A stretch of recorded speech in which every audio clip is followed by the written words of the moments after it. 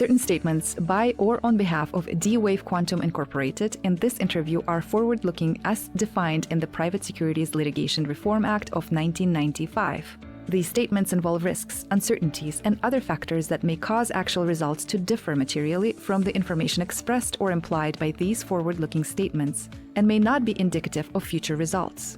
These forward-looking statements are subject to a number of risks and uncertainties, including, among others, various factors beyond management's control, including the risks set forth under the heading Risk Factors, discussed under the caption Item 1, Risk Factors, in Part 1 of our most recent annual report on Form 10-K, or any updates discussed under the caption Item 1A, Risk Factors, in Part 2 of our quarterly reports on Form 10-Q and in our other filings with the SEC. Undue reliance should not be placed on the forward-looking statements in this interview in making an investment decision, which are based on information available to us on the date hereof. We undertake no duty to update this information unless required by law. Welcome to the Stock2Me podcast, powered by IBN. This original audio production delivers market and sector insights, as well as exclusive interviews with innovative executives shaping the future in fast-moving industries, and may feature a client partner of IBN or one of the 60-plus investor-focused brands within IBN's dynamic brand portfolio. As a multifaceted financial news and publishing company, IBN leverages its extensive distribution network, utilizing multiple proprietary corporate communication tools to introduce both public and private companies to a vast and diverse audience of investors, consumers, influencers, journalists, and other targeted segments of the public. IBN may have received compensation to produce this audio content. Please be sure to read IBN's entire disclaimers for full disclosures. Now sit back, relax, and enjoy the next revelatory episode of IBN's Stock2Me podcast. Welcome to our latest podcast episode. Today, we are thrilled to have with us the Vice President of Quantum Technology Evangelism at D-Wave, which is the first commercial supplier of quantum computers. Murray Thom, thank you for joining us live from the Qubits conference in Boston. We appreciate you taking the time to speak with us today. Thanks, Jonathan. It's great to be here. Awesome. So can you give us just a brief overview about D-Wave's Qubits conference and some of the main goals that you hope to achieve? Yeah, absolutely. So Qubits is like the premier quantum computing event of the year. We basically have, thousands of people who are watching online and hundreds of people who have actually come out to join us. And, the main goals are, focusing on success powered by quantum, which is on full display here. We're trying to share with the community how much commercial adoption there is with quantum computing and how, businesses have been successful building business value using quantum computing technology. We're also sharing with them our latest product innovations because they're really curious to see about the rapid pace of change with quantum computing and what's possible there, and then also the scientific advancements. So we were sharing some of our latest preprint results, and there's going to be some folks talking here about how they're going to be making use of those for quantum material simulations and research like that. Amazing. And which speakers or sessions are you excited about this year? Well, I'm really excited about Carlton Coffin. He's going to be presenting from Los Alamos National Laboratories about new quantum materials discovery using our quantum computing systems. So that's fantastic from the perspective of, using quantum computing technology so that, quantum mechanics can help us accelerate calculations for, material simulations. We're also going to be seeing some more demos from Alex Candello, who's leading our applications performance and tools team.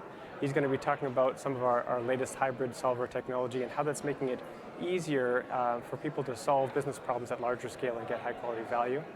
And then it was also fantastic to hear Lindsay Dukowski, who's the director of data and analytics at Pattison Food Group. She was talking about two applications that they've taken into production: delivery driver scheduling and also team member scheduling in stores.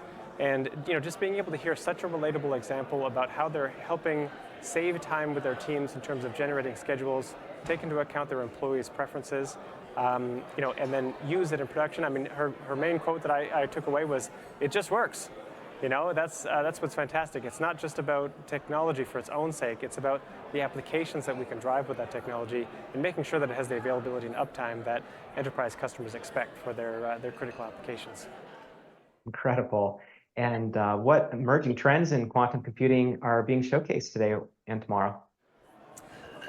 So we're going to be talking about, like I was saying, the quantum sort of like commercial adoption. There's going to be a variety of customers coming up to talk about that. We've also had some great attendance. We've been joined by Damir Bogdan, who's working on Switzerland's premier quantum and AI hub. And quantum and AI has become a really major feature. So there's a whole session dedicated to that. We've got a fellow Wojtek Fedorko, who's joining us from Triumph, the cyclotron there. They've been working with a Large Hadron Collider and using quantum and generative artificial intelligence to help them produce better results. We're also going to be joined by Zapata AI, who is looking at commercial applications of quantum and generative artificial intelligence. And then we're going to be joined by Savantex. We're going to be talking about doing quantum prompt optimization for AI and how that's been used actually in some detective level sleuthing for cold case files. So that's really interesting this afternoon. Wow. So what would you say is your long-term vision for the Qubits conference and its role in the quantum computing community? Well, this is the place where people come to meet other folks who are building applications in quantum computing. And so I envision it's going to continue to be that place where people come to meet both new and longtime members to share their experiences and talk about, the lessons learned, where they had successes and failures, and helping accelerate each other. As a community, we can do more together. So I think by being able to get the benefit of learning from one another, we can get a sort of a compounding acceleration in the development of new quantum applications. And that sort of acceleration is both exciting and thrilling because, of course, we need to help companies to be able to do the change management process to bring quantum computing technology into their businesses to build value. And I think in the long term, we're just going to see that growing. Gotcha. And obviously the conference is still going, but up until this point, can you share a memorable moment or highlight from this conference or perhaps one of the previous ones that stands out to you?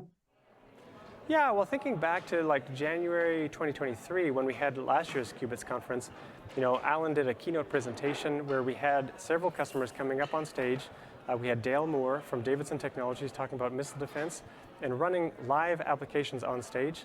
We had Steve Flincher from MasterCard, and he came to talk about offer allocation. And then we had Kate Avery from Deloitte talking about employee scheduling for airport security employees. So it was just thrilling to actually see customers coming on stage and running applications live over Wi-Fi, calling quantum computers, and just demonstrating how simple and sophisticated that sort of technology stack has become to make it accessible to businesses in that kind of environment.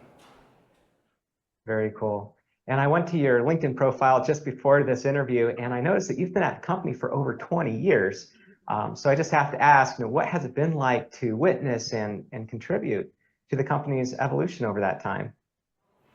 Well, good question. I mean, I looked a lot younger when I started, but I would say over that time, like the company D-Wave itself has actually evolved and changed quite a bit. It's almost like it hasn't been the same company. When we first started, we were excited to see if we could build quantum computers because we weren't completely sure that would be the case.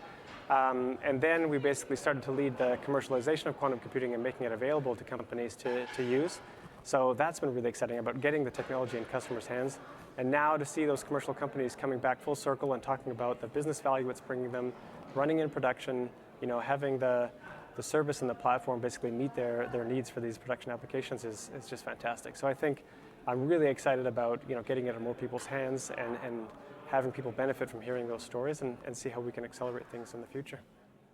Awesome. Well, it's always amazing to hear about the various ways that D-Wave is pushing quantum computing forward. We greatly appreciate you coming in on the show and sharing all the exciting developments happening at the Qubits conference. Thanks so much, Jonathan. Thanks for having me, and hope to see you all next year. Sounds great. The Stock2Me podcast is an original content production powered by IBN, a multifaceted financial news and publishing company that delivers next-generation corporate communication solutions. Utilizing proprietary corporate communication tools such as news aggregation and syndication, social communication, and brand awareness techniques, among others, IBN introduces both public and private companies to diverse audiences to enhance reach and recognition. IBN may receive compensation for services and solutions provided to its client partners. You should assume that the owners, officers, and directors of IBN or financial analysts mentioned in this production may hold a position in and may intend to trade the securities in their own accounts. This production is not an offer or recommendation to buy or sell any securities that may be mentioned in this production. The information in this broadcast is presented solely for informative purposes and is not intended to be or should it be construed as investment advice. As in all investments, investment in the featured companies carries inherent investment risk. Listeners should review the companies thoroughly with a registered investment advisor or registered stockbroker. This production by IBN is not purported to be a complete study of the featured company or other companies mentioned. Information used in statements of fact have been obtained from featured companies and other sources but not verified nor guaranteed by IBN as to completeness and accuracy. Such information is subject to change without notice. Please see IBN's full disclaimers and disclosures at www.ibn.fm/disclaimer. Music in this episode is by Infraction. For more, visit inaudio.org.